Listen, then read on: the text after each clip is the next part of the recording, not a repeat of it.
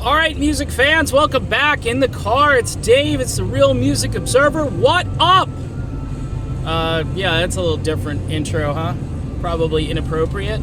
All right, so we're observing real music in real time for real people just like you and me.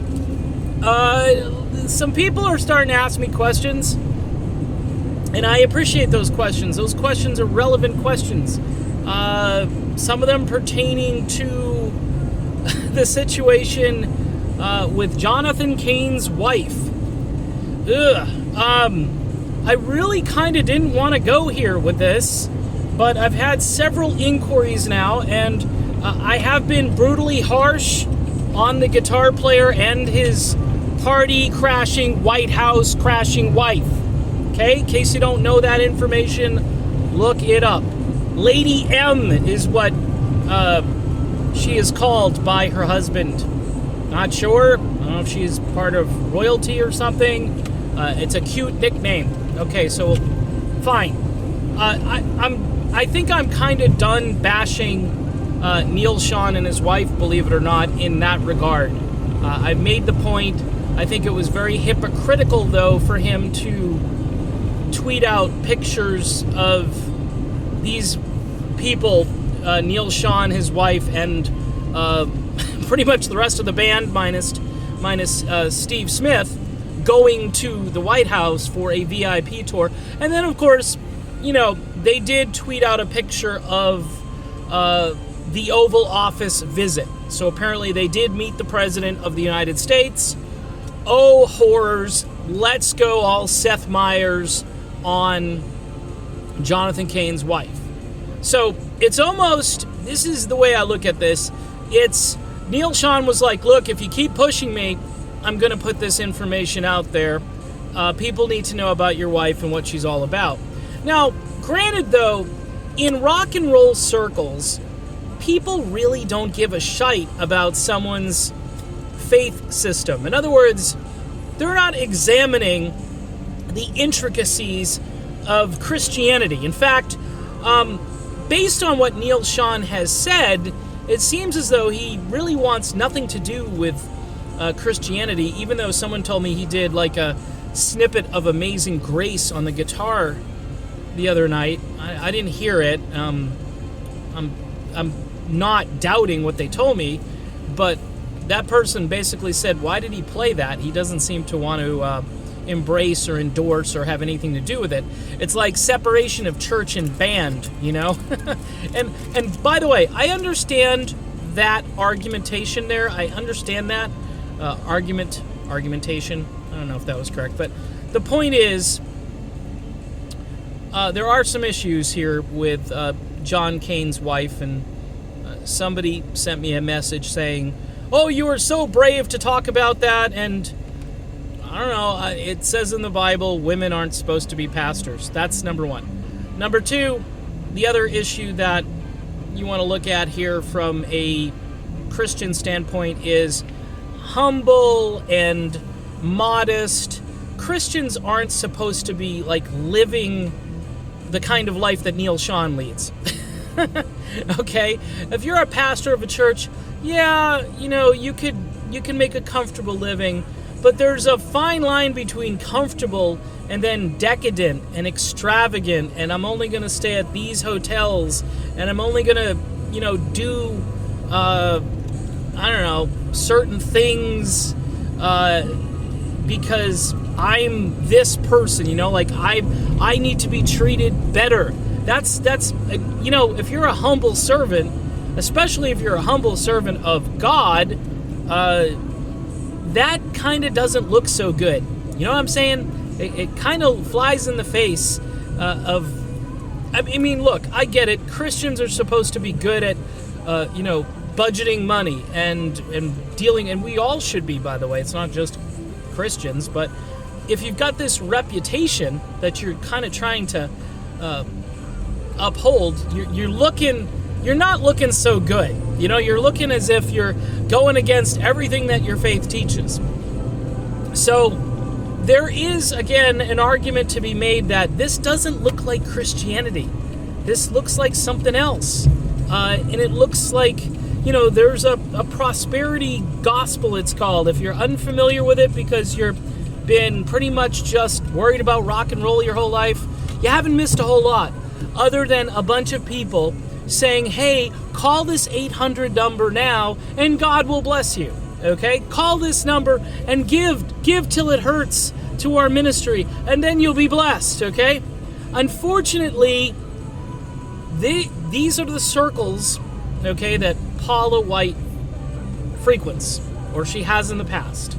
Now, again, I made the argument the other day that doesn't mean her church does zero good for her community, but it is kind of this mentality that if I give to this church until it hurts, okay, then good things are automatically going to happen to me. And this is also a strain of Christianity that unfortunately teaches things like, well, you're not truly blessed unless you're speaking in a tongue of gibberish that nobody else can understand. Oh boy, did I open up a can of worms with that one. I don't believe in any of that stuff, people. I believe that God wants us to communicate in the language that we're supposed to communicate in, which is English, okay? And any of these other manifestations of the Spirit, they're demons, okay? They're demons. If you believe in this kind of stuff, it's demonic, all right? And I'm throwing that out there. So, I've wandered into new territory here. We've become a theology channel. I hope you're enjoying the theology lesson. Now, I'm not an expert in theology, and I'm probably more of an expert, though, in theology than I am in the way thinking how Neil Sean's brain works, okay? So let's put it that way. I still can't figure that one out. And I can't figure out why he's so obsessed with bringing this band down and tearing it apart from the inside by sort of exposing Jonathan Cain's wife. Now, I've done more of that here, so you could say, but why did I do it? Because I'm a fair person. I'm not saying this was a good move as far as Jonathan Cain's music career, because it just isn't. It just isn't, because if people dig into this, they're going to be like, uh-oh, problem, and it's, if you're going to say to me, well, who are you to question anyone's faith? I'm not questioning Jonathan Cain's faith. I'm not even questioning Paula White's faith, but I am questioning some of her practices, which on paper do not look good. And her past is not a good past. Now, do people in the rock world do this kind of crap all the time? Yeah, they do. They do. And it's bad, but you kind of expect it. They're not holding themselves up as, hi, I'm virtuous. Hi, I'm good. Hi, the things I do are better than the things you do. Now, they're not saying that, but intrinsically you're thinking to yourself, oh, you're lifting yourself up as somebody who's important and special and holier than thou and more important than me. And I'm thinking to myself, no, this person is not living up to those standards. This person's falling big time short. And they need grace, and they need mercy, and all of that stuff. I haven't changed my thinking on Neil Sean. I think he's got some sort of problem. I think the other day he said something about that people who, what did he say? I can't even remember what he said. Something about narcissism. And he used it the wrong way. He just, in a tweet, he just completely used the word wrong. And I'm almost inclined to say that Neil, like I said before, has something going on where he wants to feel important and he wants to feel superior, and he doesn't want to think he's losing control of this band. Okay? And he's losing control of the band. Where this goes, nobody knows. Maybe the whole thing will just stop, because the natural heir to this band is Steve Perry. I think if Steve Perry got up and gave a speech tomorrow and said, you know what, I cannot stand what's happened to the Journey legacy. I love all my brothers in that band. We did some great things together, but what this has become is an embarrassment. And I think for the good of the country, for the good of the world, I think the whole thing should be shut down and let's just end it and let the tribute bands take over. Let other bands come along that may want to perform this music and honor it and keep a tradition alive. But this current membership, I think it needs to retire or do other projects. And that's what Steve wanted all along, back in the late 1990s. He said, if you do this, remember, there's no turning back. And Steve Perry was 100% correct. So that's it. Paula White explained, Steve Perry's legacy explained. All right, that's my video. I'll be back soon. Talk to you then.